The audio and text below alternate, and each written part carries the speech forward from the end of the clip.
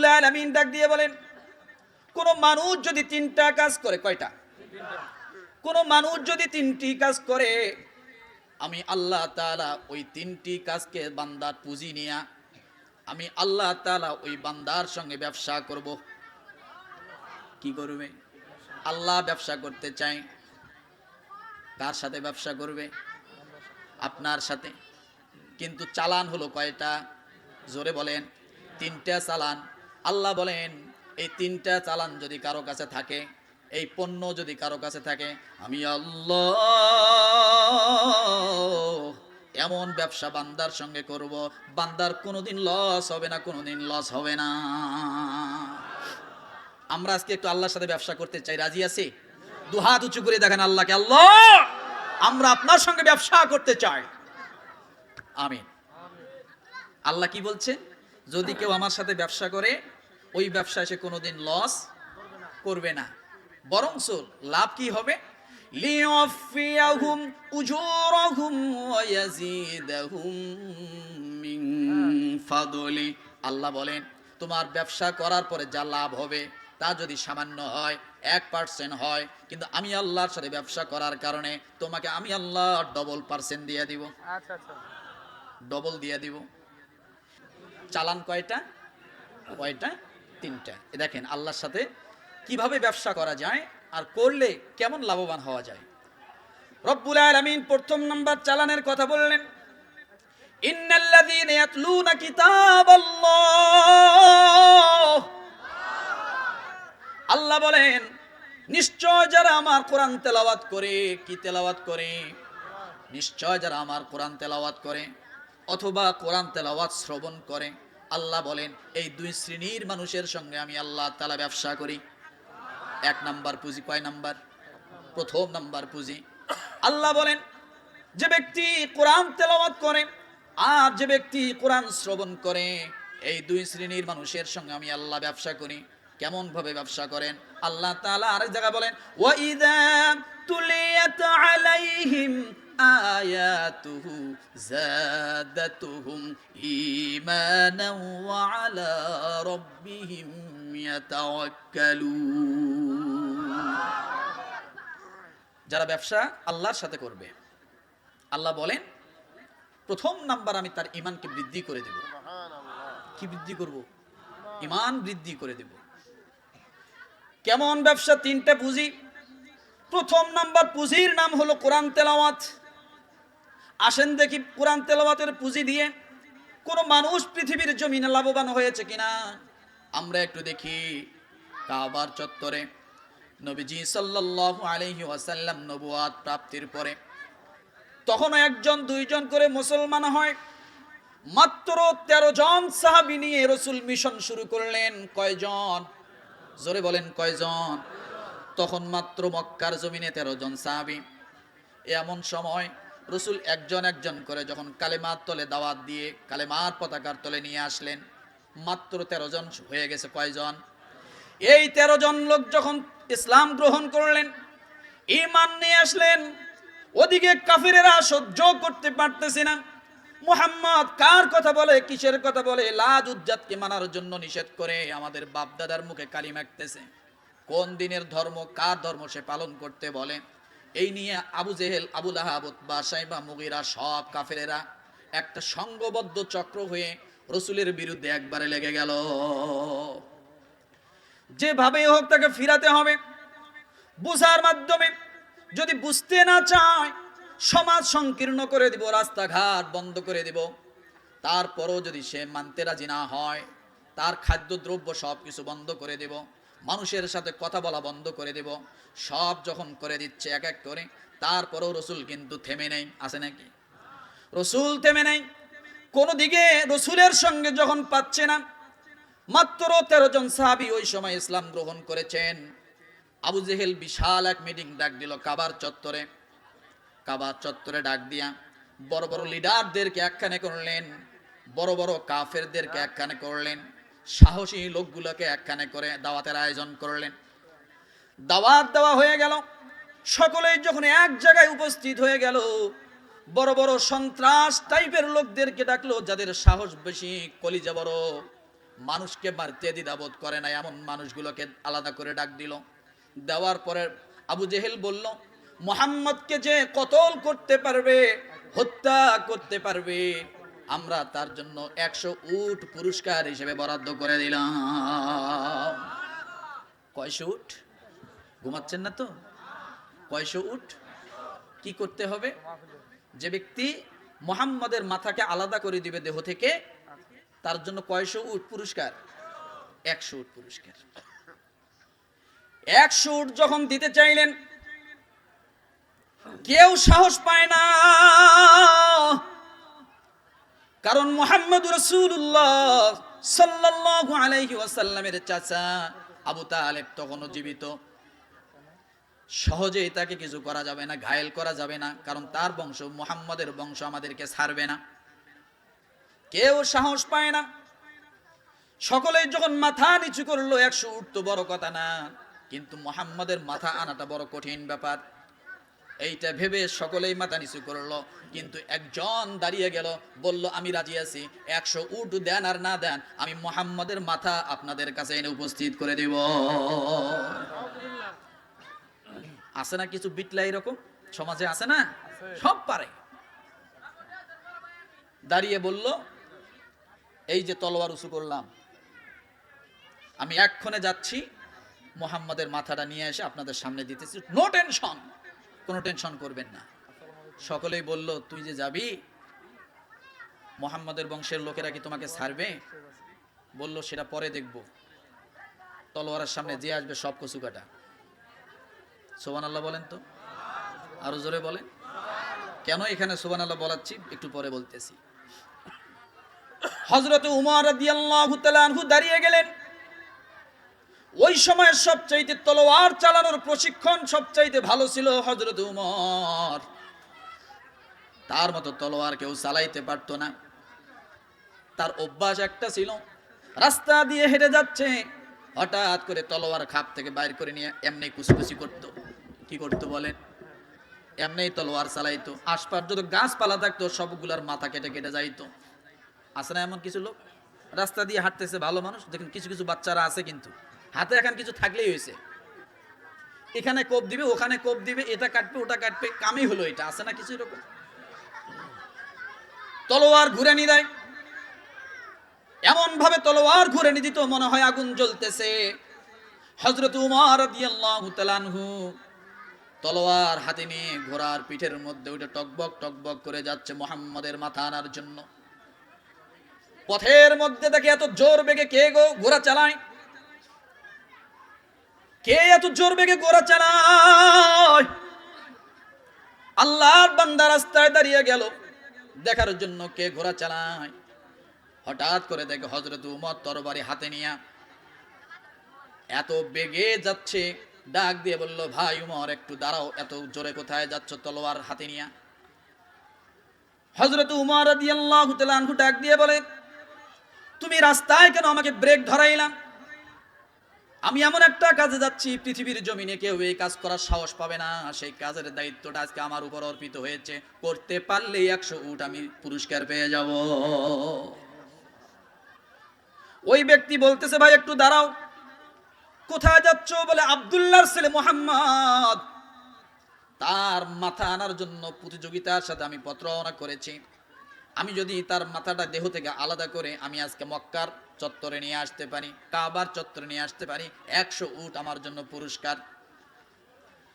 এই কথা যখন বললেন, ওই ব্যক্তি সঙ্গে সঙ্গে ডাক দিয়ে বলে, উমর। জোর হলো না? ও উমর, তুমি মুহাম্মদের মাথা নেওয়ার জন্য এত বেগে যাচ্ছ, তলোয়ার চালাইতে চালাইতে যাচ্ছ, 100 উট পুরস্কার পাবা, এই জন্য তুমি আর দূর বেগে যাচ্ছ। কিন্তু উমর, তুমি শুনে রাখো, মুহাম্মদের মাথা আনার আগে তোমার পরিবারের খোঁজ নাও। আল্লাহু আকবার বলে। মুহাম্মদের মাথা আনার আগে তোমার পরিবারের খোঁজ নাও, তোমার পরিবারকে আগে সামলাও, তারপরে মুহাম্মদের মাথা আনতে যাও। হযরত উমর রাদিয়াল্লাহু তাআলা আনহু সওয়ারি থেকে ঝাঁপ দিয়ে নামলেন। কি বলতে চাও বলো? কলার ধরে বসছে, কি বলতে চাও তুমি? কার সামনে কথা বলতেছো তুমি কি জানো এই পৃথিবীর সবচেয়ে স্বৈরাচার এরকম কত অহংকার করে কথা বলেছিল, কিন্তু কোনো লাভ হয় নাই। হয়েছে নাকি? এই পৃথিবীর জমিনে যত স্বৈরাচাররা যত বড় অহংকার করেছে, আমার আল্লাহ তাআলা তত তাড়াতাড়ি তাদের অধঃপতন করে দিয়েছে। অহংকার করা যাবে? ধরে বসছে, দাঁড়াও, তুমি কিসের আমার পরিবারের খোঁজের কথা বলতেছো? ভালো করে খুলে বলো, কি বলতেছো বলো। ডাক দিয়ে বলতেছে, তোমার বোন যে ফাতেমা, সেই তো ইসলাম গ্রহণ করে অনেক আগেই নবীজির সাহাবিনী হয়ে গেছেন। সুবহানাল্লাহ বলেন।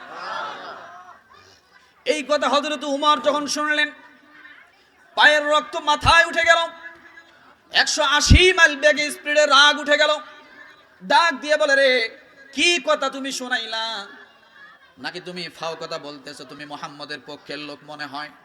বলে, আমি মুহাম্মদের পক্ষের লোক কিনা সেটা পরের কথা, আগে তোমার ঘরটা ঠিক করো। হযরত উমর রাদিয়াল্লাহু তাআলা আনহু এবার নিজের বোনের ঘরে চলে গেলেন।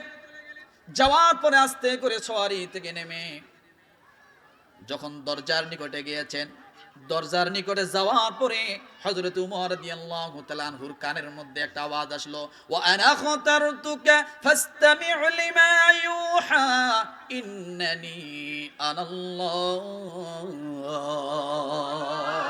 লা ইলাহা ইল্লা আনা ফা'বুদনি ওয়া আকিমিস সালাতা লিযিকরি। এই আওয়াজ যখন কানে ঢুকে গেল, হযরত উমর রাদিয়াল্লাহু তাআলা আনহু যতটুকু রাগান্বিত ছিলেন তার থেকে আরো বেড়ে গেল। দেখে দরজার ভিতরে, ঘরের ভিতরে থেকে আওয়াজ, দরজা খটখট করে নক করা শুরু করলো।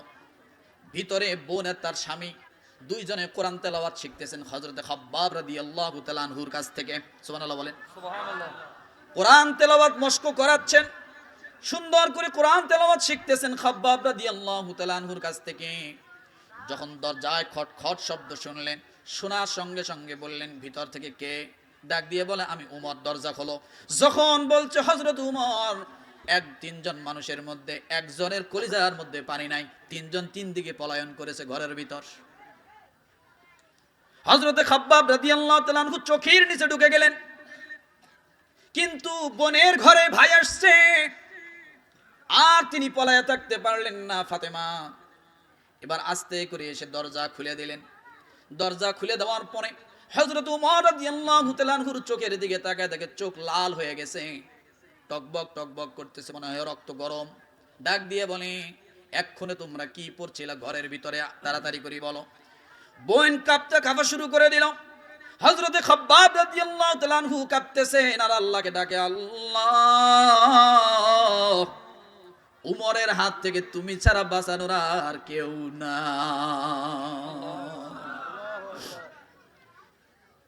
হযরত উমর রাদিয়াল্লাহু তাআলা আনহু বোনকে ডাক দিয়ে বলে, কি পড়তেছিলা? কি আওয়াজ আমার কানের মধ্যে আসলো?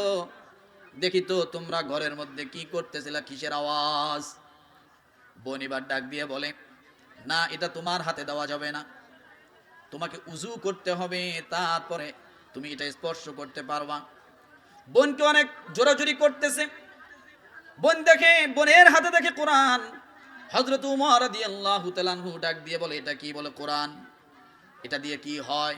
বলে, মুহাম্মদ সাল্লাল্লাহু আলাইহি ওয়াসাল্লামের উপর এটা নাজিল হয়েছে, এইটা দিয়া আমার রাসূল মুহাম্মদ সাল্লাল্লাহু আলাইহি ওয়াসাল্লাম तमाम পৃথিবীতে কালেমার দাওয়াত দেন। এই কথা যখনই বলেছে, সঙ্গে সঙ্গে পটপট করে মারা শুরু করে দিল বোনকে। তরবারির পিছন দিক থেকে দিয়ে উল্টা পিঠ দিয়ে বোনকে এত জোরে মারা শুরু করে দিল, বোনকে বেঁধে ফেললো, বোনকে বেঁধে ফেললো। খাব্বাব রাদিয়াল্লাহু তাআলা আনহু তারপরে নিচ থেকে বাইরে হলেন, তাকেও বেঁধে ফেললো। বোনকে এত পরিমাণ মারলো, শরীর দিয়ে মেয়ে মানুষ রক্ত টপ টপ করে জমিনে গড়ে পড়ে। ডাক দিয়ে বলে, রে ভাই, আমার জীবন যদি তুমি নিয়ে যাও, তারপর আমি কোরআন থেকে এক চুল পরিমাণ সরে দাঁড়াবো না। বোন যখন কাঁদতেছে, চোখ দিয়ে পানি, শরীর দিয়ে রক্ত, আপন ভাই হযরত উমরের মনের মধ্যে একটু মায়া আসবে কিনা? জোরে বলেন, চিন্তায় পড়ে গেল, জীবন দিতে রাজি, কোরআন দিতে রাজি না, জীবন দিতে রাজি, মুহাম্মদের দরবার ছাড়তে রাজি না। তাহলে আমাকে একটু স্পর্শ করে দেখা দরকার, কোরআনটা কি, এটার ভিতরে কি লেখা আছে আমি একটু দেখব। এবার বোনের বাদনটা ছেড়ে দিয়ে বলল, বোন রে, তুমি আমাকে একটু উজুর পানি দাও, আমি উজু করি। ডাক দিয়ে বলেন, উজুর পানি যখন দেওয়া হলো, উজু যখন করলো, হযরত উমর রাদিয়াল্লাহু তাআলা আনহুর হাতে যখন ওই পৃষ্ঠাগুলো দেওয়া হলো, সূরা তাহার পৃষ্ঠাগুলো দেওয়া হলো, পৃষ্ঠাগুলো দেখার পরে যখন তিনি বুঝতে পারলেন, তখন আশ্চর্য হয়ে গেল, এটা যে নবীর কাছে প্রেরণ হয়েছে, ওই নবী কখনো মিথ্যাবাদী হতে পারে না। وأنا اخترتك فاستمع لما يوحى إنني أنا الله لا إله إلا أنا فاعبدني وأقم الصلاة لذكري হযরত উমর রাদিয়াল্লাহু তাআলা আনহু কোরআনের দিকে তাকানোর সঙ্গে সঙ্গে কোরআন মনে হয় তার সিনার মধ্যে একটা ধাক্কা মেরে দিল। কোরআনের সঙ্গে আকর্ষণ হয়ে গেল, কোরআনের প্রেমে পড়ে গেল, কোরআনের মহাব্বতে পড়ে গেল। হযরত উমর চোখ দিয়ে পানি ছেড়ে দিয়ে ডাক দিয়ে বলে, যে কোরআন মুহাম্মাদের উপর অবতীর্ণ হয়, না জানি মুহাম্মদ আরো কত পবিত্র। কষ্ট হচ্ছে? পিছনে যারা দাঁড়িয়ে আছেন চিন্তা করতেছে, দেখি ওদিকে যাইবে, এর সাথে ধাক্কা, ওর সঙ্গে ধাক্কা, বাদাম খাবে, এটা করবে, ওটা করবে, মনে হয় যে কোনোদিন এগুলো পাবে না, তাই না? এই সুযোগটা কি সব সময় হয়? কথা বলে, এ ভাই একটু বসায় দেন না ওদিকে, একটু দুই একজন একটু ওদিকে দাঁড়ান, একটু করে বসায় দেন, বুঝে বুঝে একটু বসায় দেন। ভাই আপনারা একটু বসে যান, ইনশাআল্লাহ লস হবে না। ব্যবসা কার সাথে হচ্ছে? আল্লাহ কার সাথে ব্যবসা করতেছে? এবার বান্দার সাথে। ধরে রাখেন, হযরত উমর রাদিয়াল্লাহু তাআলা আনহু ডাক দিয়ে বলে, চলো দেখি যাই। আল্লাহর নবী মাত্র 13 জন সাহাবী নিয়া কাফেরদের ভয়ে, কাফেরদের অত্যাচারে একটা গুহার ভিতরে, একটা পাহাড়ের মধ্যে, ছোট্ট একটা বাড়ির মধ্যে এই 13 জন সাহাবী নিয়ে বসে বসে তাদেরকে দ্বীনের তালিম দিচ্ছিলেন, কোরআন শিখাচ্ছিলেন। ওই সময় হযরত উমর রাদিয়াল্লাহু তাআলা আনহু পা পা করে যখন ওই ঘরের দিকে গেলেন, যে দেখে ঘরের দরজা লাগা, কিন্তু ভিতরে শোরগোল দেখা যায়। যখন বাহিরের থেকে নক করা হলো, ভিতর থেকে জিজ্ঞাসা করা হলো কে, ডাক দিয়ে বলো, আমি উমর। যখনই বলেছে হযরত আমি উমর, এই কথা বলার সঙ্গে সঙ্গে ভিতরের সাহাবায়ে কেরাম কলিজার মধ্যে পানি নাই, গলা শুকিয়ে গিয়েছে। আল্লাহকে ডাক দিয়ে বলে, আল্লাহ, আজকে উমর এই পর্যন্ত আসতে পেরেছে, উমরের হাত থেকে তুমি ছাড়া আর কেউ বাঁচানোর নাই। রব্বুল আলামিন ডাক দিয়ে বলেন, ইন্নাল্লাযীনা আমানু ওয়া আমিলুস সালিহাতি সায়াজআলু লাহুমুর রাহমানু উদ্দা। আল্লাহ বলে, বান্দারে, দুইটা কাজ যদি তুমি করতে পারো, আমি আল্লাহ তাআলা তোমাকে ভালোবাসা দিব। কাকে ভালোবাসা দিব? এবং আমি আল্লাহ যাদেরকে ভালোবাসি তাদের অন্তরের মধ্যে তোমার ভালোবাসা সৃষ্টি করে দিব। হযরত উমর রাদিয়াল্লাহু তাআলা আনহু দরজায় যখন নক করলেন, ভিতরে আল্লাহর নবী, সব সাহাবীরা, ভিতরের সাহাবীরা নবীর দিকে তাকায়া তাকায়া চোখের পানি ছেড়ে দিয়েছে। আজকে মনে হয় আমরা উমরের হাত থেকে নবীকেও বাঁচাতে পারবো না, নিজেরাও বাঁচতে পারবো না। আল্লাহর নবী দেখে এই সাহাবীরা ভয়ে সন্ত্রস্ত হয়ে কাচুকুচু হয়ে কাঁপুনি শুরু করে দিয়েছে। নবীও যদি ভয় পায় তাহলে কি চলবে? কথা বলেন, নবীরা যদি ভয় পায় চলবে? আল্লাহ তো তাদের অন্তরের ভয় দূর করে দিয়েছেন। আল্লাহ বলেন, আলা ইন্না আউলিয়া আল্লাহি লা খাউফুন আলাইহিম ওয়া লা হুম ইয়াহজানুন আল্লাযীনা আমানু ওয়া কানু ইয়াত্তাকুন। নবীজি বললেন, তোমরা থামো, আমি যাচ্ছি দরজা খুলতে, আল্লাহর নবী ঘরের ভিতর থেকে ফ্যাক্স করলেন, টেলেক্স করলেন, মেসেঞ্জার করলেন, রব্বুল আলামিনের কাছে একটা মেসেজ পাঠিয়ে দিলেন। আল্লাহ, আরো জোরে বলেন আল্লাহ। বাহিরে উমর, তোমার ভিতরে তোমার বন্ধুরা, ঘরের ভিতরে তোমার বন্ধুরা, আসমানে তুমি এছাড়া আর কেউ নাই গো আল্লাহ। দয়া করে যা ফয়সালা হওয়ার আজকেই হবে, দরজার সামনেই হবে। আমি উমরকে পছন্দ করি মন থেকে। আয় আল্লাহ, আজকে এই 13 জন আছে, উমর সহ যেন 14 জন এখানেই হয়ে যায়। আরো জোরে জোরে জোরে। টেলেক্স করলেন কার সাথে? ফ্যাক্স করলেন কার সাথে? মেসেঞ্জার করলেন কার সাথে? কষ্ট হচ্ছে না তো? দাঁড়া। আল্লাহর নবী দরজা খুললেন।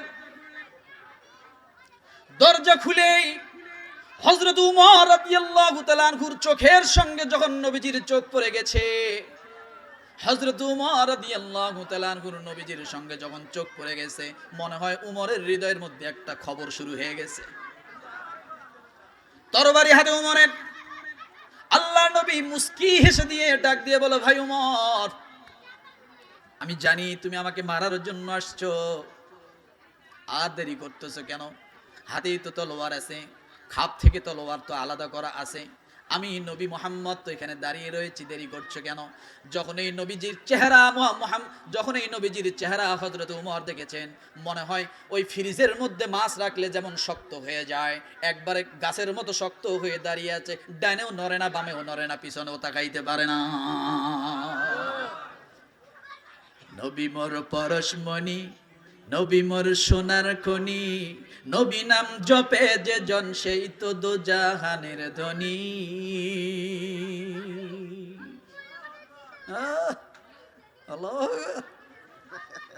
ঘুমাচ্ছেন নাকি? ওই যে বসায় দেন, ওই যে বসতে চাইতেছে, মনে মনে বসার জায়গা নাই, ওখানে বসার জায়গা নাই। হযরত উমর রাদিয়াল্লাহু তাআলা আনহু আল্লাহর নবীর দিকে যখন তাকাইলেন, তাকানোর সঙ্গে সঙ্গে উমর ঘাড় আর ডানে ঘুরায় না, বামে ঘুরায় না, পিছনে ঘুরায় না। কারে দেখলাম, কি দেখলাম, কি করলাম, কি হয়ে যাচ্ছে? তরবারি তো আর লড়ে না। তরবারি আস্তে করে হাত থেকে পড়ে গেছে। সুবহানাল্লাহ বলবেন না? তরবারি হাত থেকে পড়ে গেছে।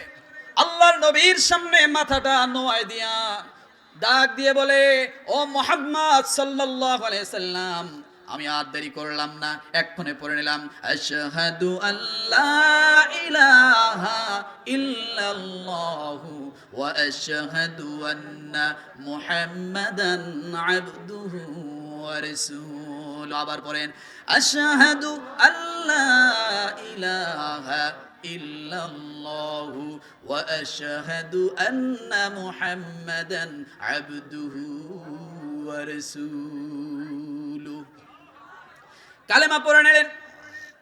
আল্লাহ নবীকে প্রশ্ন করে বসলেন, নবীজি, আপনি মক্কার কাবা ঘর ছেড়ে এই ঘরের মধ্যে চুপি চুপি আছেন কেন? ডাক দিয়ে বলে, এই যে কয়েকজন সাহাবী, গরিব মানুষ, অসহায় মানুষ, এদেরকে কাফের মুশরিকরা নানানভাবে নির্যাতিত করে। যখন এই পড়েছিলেন, কালেমা শাহাদাত পাঠ করলেন, সঙ্গে সঙ্গে ভিতর থেকে ওই সমস্ত সাহাবায়ে কেরাম সর্বপ্রথম আল্লাহু আকবার প্রতিধ্বনি দিয়েছিলেন। জোরে বলেন, আল্লাহু আকবার প্রতিধ্বনি দিয়েছিলেন, আস্তে করে দিয়েছিলেন। হযরত উমর রাদিয়াল্লাহু তাআলা আনহু ডাক দিয়ে বলে, ভাই, কি শব্দ তোমরা উচ্চারণ করলে, আর একবার বলো দেখি। আবার যখন বললেন আল্লাহু আকবার, এই কথা বলার সঙ্গে সঙ্গে হযরত উমর রাদিয়াল্লাহু তাআলা আনহু ডাক দিয়ে বলেন, তোমরা আস্তে কেন বলতেছো? আর আস্তে চলবে না, চলো আমরা একসঙ্গে আল্লাহু আকবার বলি।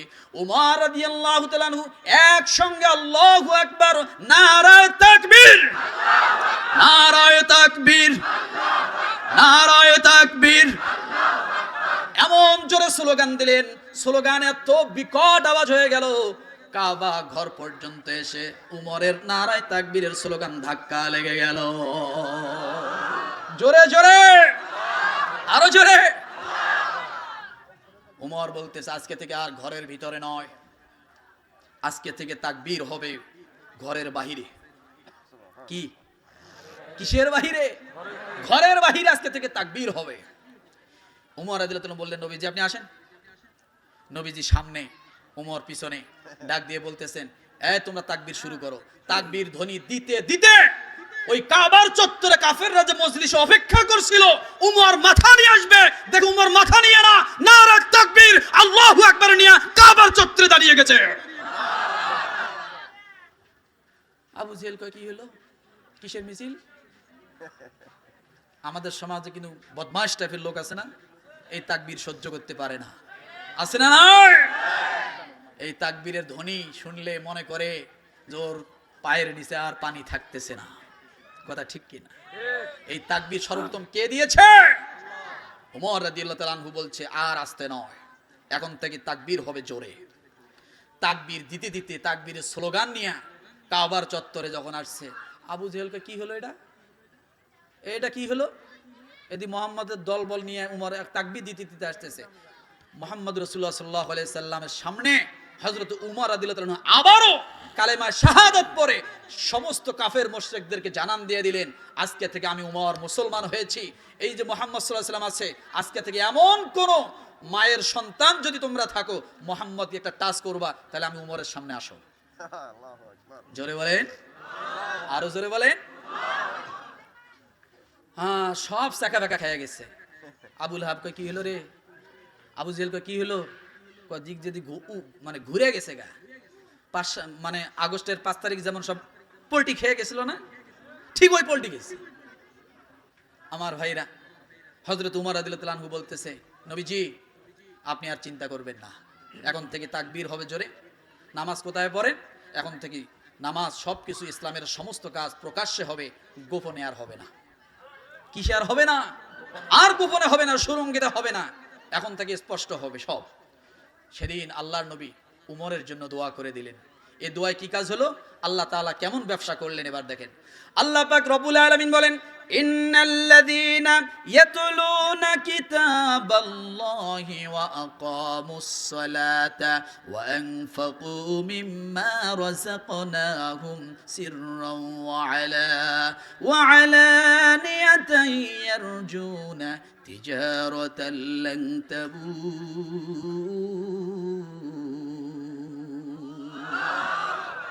ব্যবসার পুঁজি কয়টা? কথা বলেন। 3টা। উমরের কানে কোরআন তেলাওয়াতের আওয়াজ ঢুকছে কিনা? ঢোকার সঙ্গে সঙ্গে উমর কি হয়ে গেছে? কায়েত হয়ে গেছে। জাহান্নামের অতল তলদেশ থেকে যখন কোরআনের আওয়াজ শুনেছে, কোরআন তাকে জাহান্নামের অতল তলদেশ থেকে উঠায়া জান্নাতের মধ্যে নিক্ষেপ করে দিয়েছে।